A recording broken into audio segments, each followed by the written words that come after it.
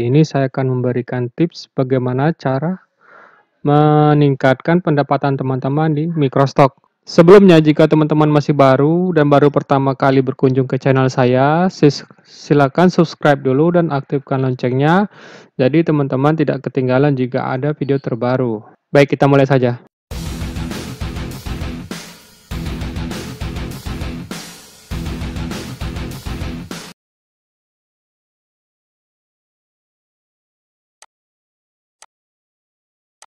Nah, teman-teman, untuk video kali ini saya melanjutkan video tentang Microstock. Jadi kalau teman-teman menyukai konten seputar Microstock, itu teman-teman bisa cek itu ke channel YouTube saya. Nah, di sini teman-teman silakan browsing ke playlist. Nah, di playlist ini silakan teman-teman cek di playlist saya tentang Microstock. Jadi di sini semua saya share tentang video-video yang berhubungan dengan Microstock saya, yaitu khususnya pada bidang icon ya teman-teman. Nah, ini dia. Nanti teman-teman cek aja di folder ini Microstock. Nah, kali ini saya akan membuat tips, yaitu cara teman-teman meningkatkan pendapatannya di Microstock. Nah, jadi ada beberapa tips. Nah, ini saya rangkum dari berbagai sumber. Tips yang pertama itu adalah saya akan berikan nanti. Nah, intinya itu teman-teman kalau misalnya pengen mendapatkan earning yang rutin secara tiap bulan, jadi ada satu metode yang benar-benar saya praktekkan sendiri, yaitu dengan cara ini teman-teman, mengupload icon ke banyak situs Microstock. Nah, situs di bawah ini adalah saya menggunakan semua vektor saya yang sama. Jadi kalau ada pertanyaan lagi tentang Mas, itu vektor yang Masnya upload itu sama atau enggak? Sama semua teman-teman. Jadi icon yang sama itu saya upload ke semua Microstock teman-teman. Jadi tolong kalau ada pertanyaan lagi seputar pertanyaan iconnya, boleh nggak diupload ke semua Microstock? Itu boleh teman-teman, asalkan Microstocknya itu bukan eksklusif ya teman-teman, tapi non eksklusif. Kalau eksklusif itu berarti teman-teman hanya boleh menjualkan ikonnya ke satu situs saja, nggak boleh di situs lain. Nah, karena di sini saya menjualnya ke situs Microstock yang tidak eksklusif atau non eksklusif, lisensinya itu bisa teman-teman. Nah, metode ini bisa efektif. Misalnya teman-teman itu udah banyak stoknya, mungkin udah 10.000 icon, terus mau diupload ke banyak situs teman-teman. Nah, jadi ini bisa memperbesar kemungkinan teman-teman bisa mendapatkan earning tambahan. Ya, kalau teman-teman tanya, kok earning saya kurang bagus, Mas? Ya, mungkin ya akun yang teman-teman buat tuh cuman sedikit. Misalnya cuman 10, cuman 20, tapi berharap ingin penghasilan yang besar. Ya, nggak mungkin lah teman-teman. Jadi teman-teman juga harus buat icon itu yang bagus, yang sesuai dengan aturan masing-masing situs. Ini 10 situs saya share, itu tempat saya mengupload icon milik saya. Jadi misalnya nih teman-teman sudah mendapatkan $100 misalnya di salah satu situs, misalnya taruhlah di Flaticon. Terus teman-teman upload juga ke 10 situs ini teman-teman. Nah, logikanya, hitungannya kita anggap aja kalau misalnya setiap satu situs itu teman-teman bisa dapat $100, berarti kalau 10 situs ya kita kalikan aja teman-teman. Jadi 10 situs dikalikan 100 ya berarti tiap bulan bisa dapatkan sekitar $1.000 teman-teman. Nah, untuk link-linknya ini itu nanti saya cantumkan di link deskripsi di bawah ya teman-teman. Jadi silakan cek dan baca. Jadi saya tidak akan menjelaskannya lebih detail karena saya sudah sering menjelaskan video tentang situs-situs ini. Kemudian yang kedua, itu tadi yang pertama teman-teman. Jadi upload ke banyak situs sebanyak mungkin vektor teman-teman. Nah, itu tips yang pertama. Kemudian tips yang kedua, itu ada juga situs lain yang selain di situs yang saya bilang tadi, yang ini 10 itu, tapi belum pernah saya coba. Ini adalah 4 situs ini teman-teman. 4 situs ini termasuk favorit bagi teman-teman yang udah punya skill desain yang bagus. Jadi kemungkinan diterimanya itu tinggi.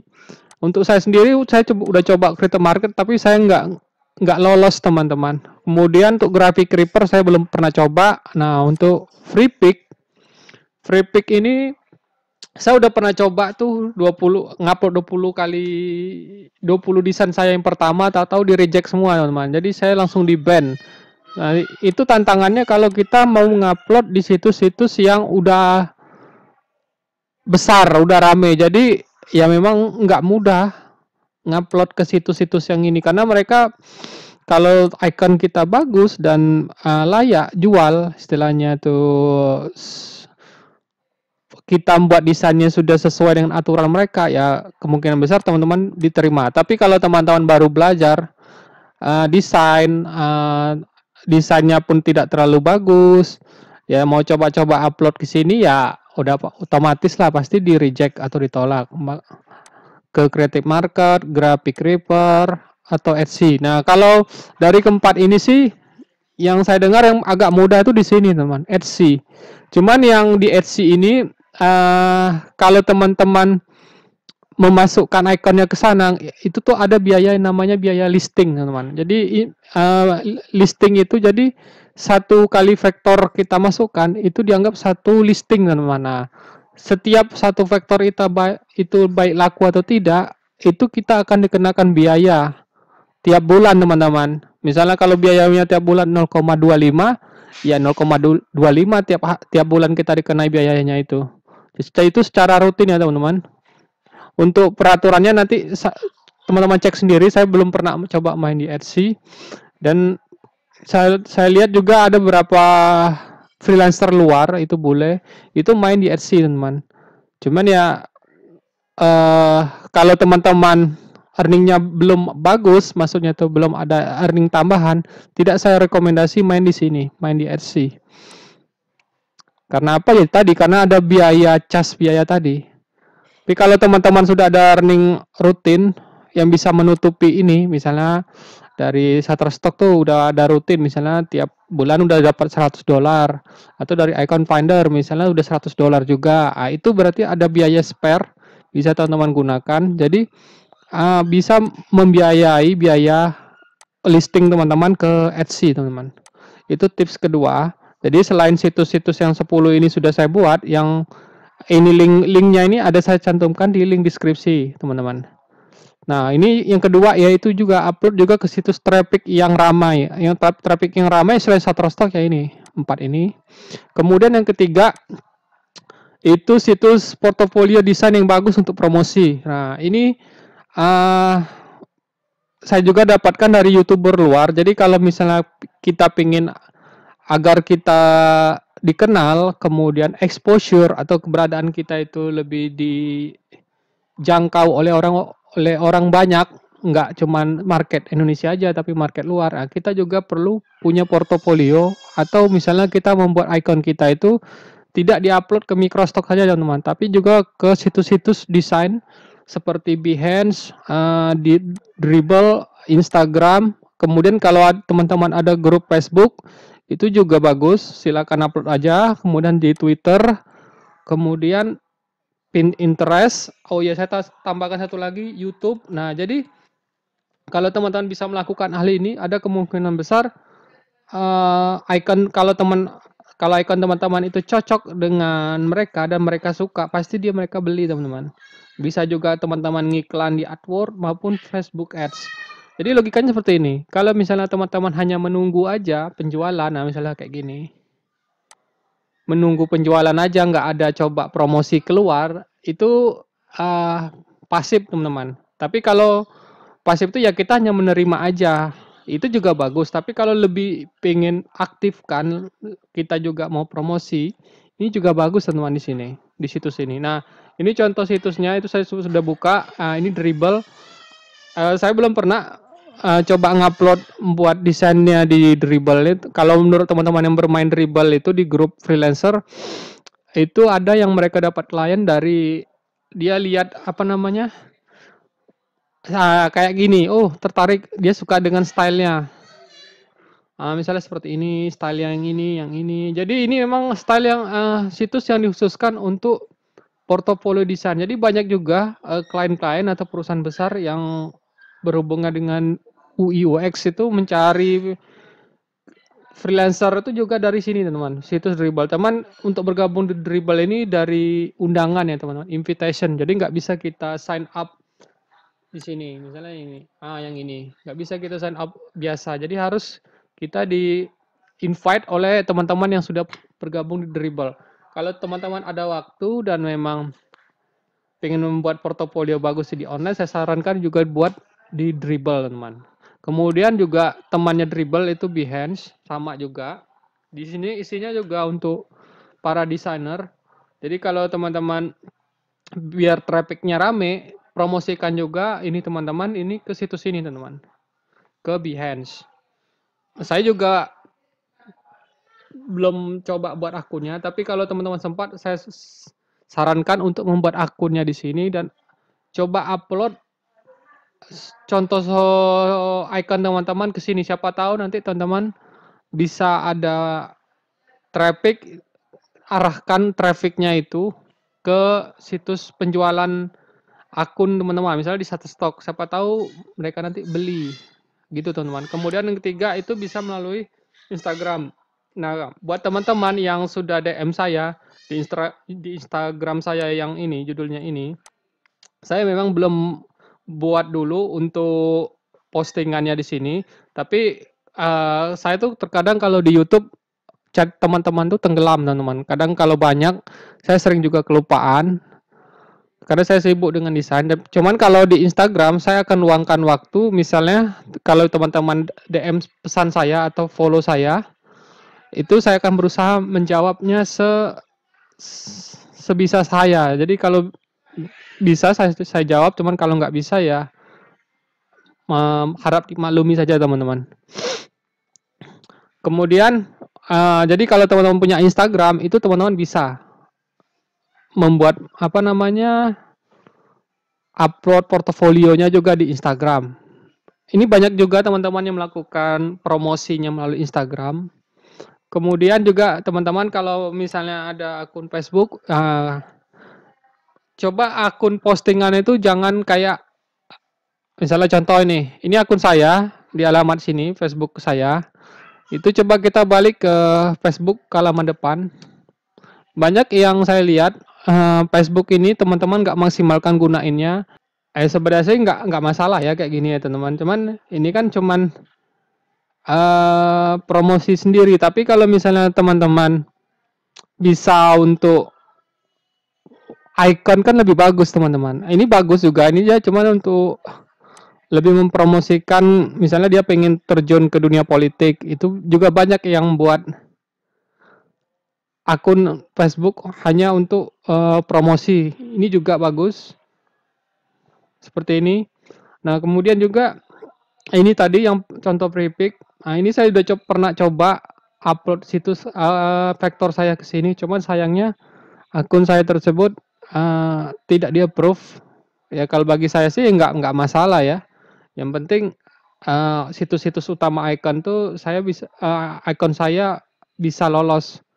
Kemudian ini juga Envato elemen itu di Graphic Reaper. Nah, ini kalau teman-teman cek ada namanya icon. Jadi kalau misalnya teman-teman menurut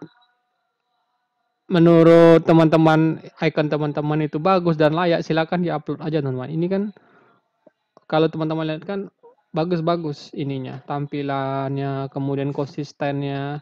Nah, coba juga teman-teman upload ke sini teman-teman di Graphic Reaper. Kemudian juga yang saya bilang tadi ini Creative Market. Saya juga belum lolos ini masuk Creative Market. Memang nggak gampang tembus ke market situs yang ini. Karena juga di situs ini trafficnya bagus. Teman-teman saya banyak yang bisa open shop di sini. Teman saya belum di approve juga. Saya coba ditolak, saya coba ditolak, saya coba ditolak. Nah, kalau teman-teman ingin bagus penjualannya, coba kalau bisa buka open shop ini di sini teman-teman. Tapi ya itu tadi, teman-teman harus menguasai cara membuat icon yang bagus, teman-teman. Kemudian ya ini tadi Shutterstock dan ini contohnya misalnya teman-teman mau promosi misalnya di YouTube. Ini juga bagus untuk meningkatkan pendapatan teman-teman.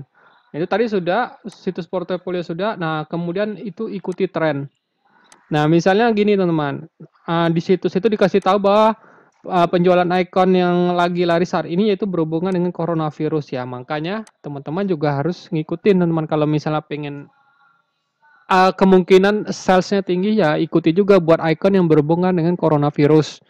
Itu tips yang keempat. Kemudian tips yang kelima ya itu teman-teman tuh jawabannya tuh kalau misalnya pengen tahu mana style yang paling laris di Microstock ya teman-teman harus bereksplor teman-teman. Jadi nggak bisa nanya Mas style ini laris nggak? Style ini laris nggak? Jawaban yang paling benar itu ya adalah kita harus tes teman-teman. Karena apa? Yang belum tentu lah setiap orang tuh sama yang laris. Kalau saya sendiri karena fokusnya itu di icon misalnya hitam putih ya hitam putih aja teman-teman. Tapi kemungkinan besar saya lagi nanti coba akan explore untuk icon yang berwarna. Karena secara logika icon-icon berwarna itu lebih memiliki daya jual dibandingkan yang hitam putih, teman-teman. Kalau di misalnya itu di situs Shutterstock, setahu saya Shutterstock itu paling bagus kalau icon-iconnya itu berwarna yang alami. Jadi nggak bisa dibilang belum tentu yang icon yang hitam putih itu nggak laris, nggak juga, tapi tergantung kebutuhannya teman. Mungkin ada klien kita yang butuhnya ikonnya hanya bentuk hitam putih. Ada yang lainnya mungkin butuhnya yang berwarna. Jadi itu disesuaikan dengan kebutuhan masing-masing. Nah, demikianlah 5 tips ini semoga berguna bagi teman-teman dan dengan teman-teman mencoba mempraktekkan apa yang saya katakan ini, semoga bisa membantu menaikkan penjualan sales earning teman-teman itu tiap bulan. Jadi jika teman-teman masih bingung juga, itu nanti silakan berkomentar di kolom bawah dan jika teman-teman suka dengan konten seputar Microstock ini, nanti tadi saya sudah perlihatkan playlist saya yang judul Microstock. Oke, kalau gitu sampai ketemu di tutorial berikutnya.